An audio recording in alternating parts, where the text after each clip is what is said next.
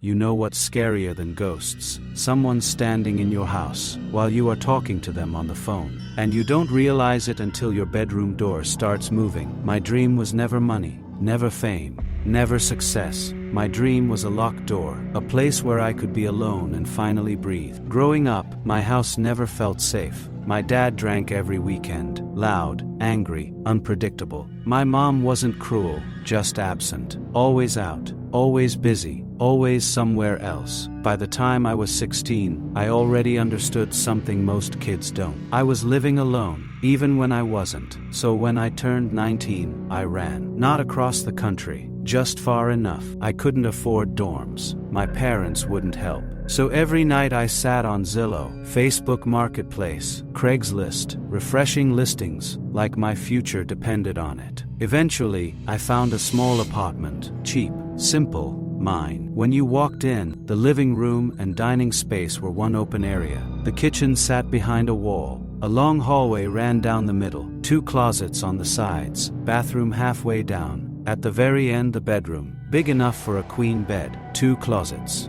dressers, a television. I didn't think twice. For the first time in my life, I felt in control. For a few months, everything was normal. Until one night, I brought a girl home. I'll call her Sammy. We knew each other from school. We drank, talked, watched a movie. Nothing serious happened. We moved to the bedroom to finish the movie and passed out. I woke up to footsteps, quiet ones. I looked beside me. Sammy wasn't there. I peeked into the hallway and saw her grabbing her stuff in the living room. She was clearly trying to leave before morning awkwardness. I understood. I stayed silent. I heard the front door open, then close. To be sure, I lazily called her name. No response. I went back to sleep. About an hour later, I woke up again. This time, something felt wrong. There was a noise, not loud, just incorrect. My heart started pounding immediately. I called her name again. Nothing. My bedroom door was open. I was still half drunk, half asleep, when I noticed something dark wrapped around the doorframe. I didn't want to believe it.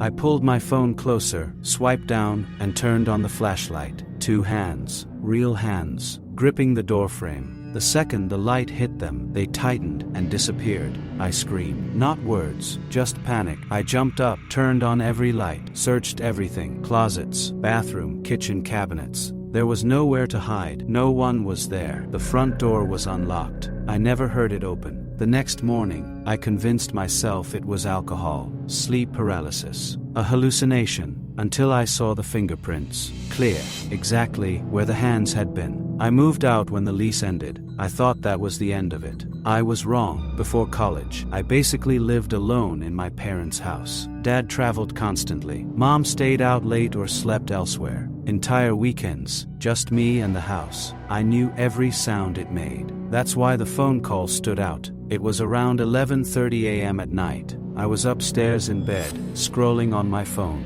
No caller 499. I ignored it. It rang again. I answered. Silence. Then, I heard a television playing. At first, I thought it was a scam. Then my stomach dropped. The audio matched my living room television perfectly. Same dialogue, same timing. Like whoever was on the phone was standing downstairs. I said hello again. Nothing. Then I yelled, "Who's down there?" The call ended. A second later I heard a floorboard creak downstairs. Then someone cleared their throat. I locked my bedroom door. The phone rang again. No caller 499. This time, I heard footsteps on the phone. They matched the footsteps outside my door. The knob shook.